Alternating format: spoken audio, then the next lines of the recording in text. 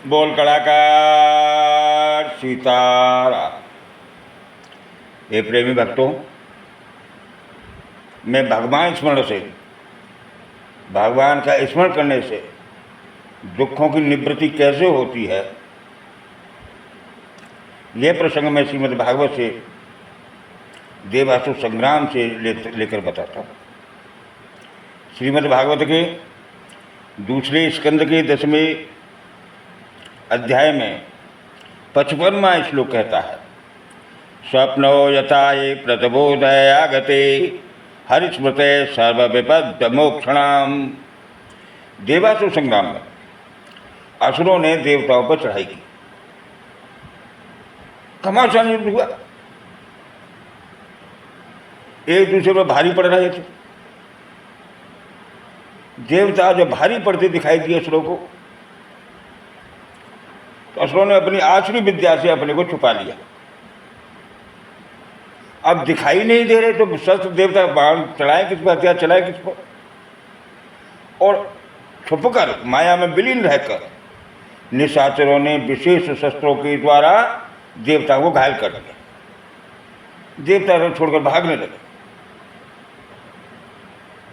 जैसे रामचरितमानस में आता है कि मेघनाथ माया भी अंतर्ध्यान हो जाता है और सभी दिल नाम बंदरों को मारने लगता है, लेकिन वो दिखाई नहीं देता। ठीक वही विद्या देवासुर संग्राम में प्रयोग की गई। देवता जब परेशान हुए, उन्होंने हरि का स्मरण किया। जो हरि स्मरण किया तो शिव जी कहते हैं, प्रेम से प्रकट होए में जानी। भगवान प्रेम से प्रकट हो जाते हैं। जैसे माचिस की दिया सलाई को जलाकर अग्नि प्रकट की जाती है, ऐसे भगवान नाम को उच्चारण करने से भगवान प्रकट किया, स्वयं प्रकट हो गए। प्रहलाद ने प्रकट किया बुलाकर, ध्रुव ने प्रकट किया बुलाकर, सच्ची लगन से उन्होंने याद किया भगवान हरि को, तो हरि प्रकट। खम्मे में मन चाहा खम्मे से प्रकट हो, भक्त की मनोकामना पूर्ण करने के लिए, विश्वास को दृढ़ करने के लिए प्रहलाद के कहने से खम्मे से प्रकट हो जाते हैं भगवान। बुलाने पे अवश्य आते हैं। भगवान प्रकट हुए, उन्होंने कहा क्या बात है भाई, कैसे प्रकट? देवताओं ने बताया।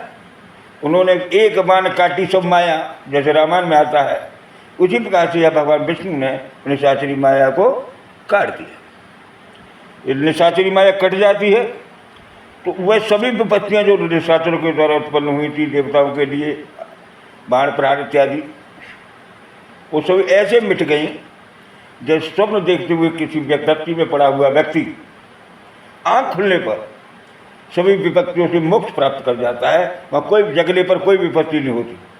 स्वप्न में आदमी जब अपने को कहीं घेरता दिखता है कि मैं परेशान हूँ, और आँख खोलने पर उसके पास कोई विपत्ति नहीं होती, वो जैसा स्वस्थ होता है वैसा ही होता है।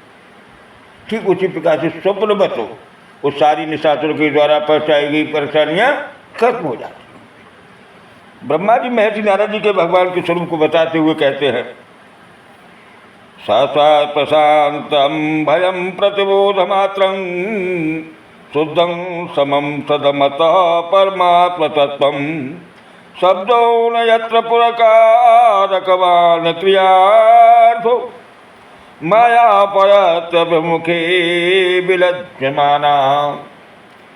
परमात्मा का वास्तविक स्वरूप एक रस है, शांत है, अभय और ज्ञान स्वरूप है। अभय और ज्ञान स्वरूप है।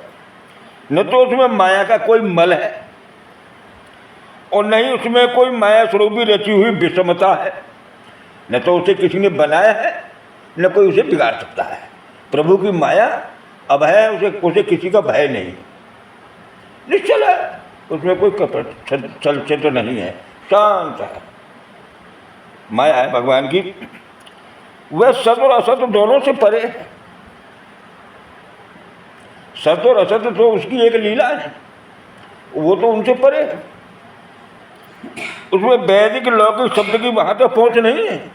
न तो वेदों से उसको प्राप्त किया जा सकता है, न लौकिक रीतियों से प्राप्त किया जा सकता है। और न क्या स्वयं माया उसके सामने नहीं जा सकती। माया तो उसके सामने लज्जित होकर भाग जाती है। ज्ञानी कहते हैं कि जीव को कोई भी दुख विपत्ति का भाव नहीं है। अज्ञान के कारण उसमें स्थूल और सूक्ष्म शरीरों में अर्थात देह और मन तातप्य कर लेता है, वो वैसा ही दुख और सुख अनुभव करने लगता है। बोल कलाकार सीता।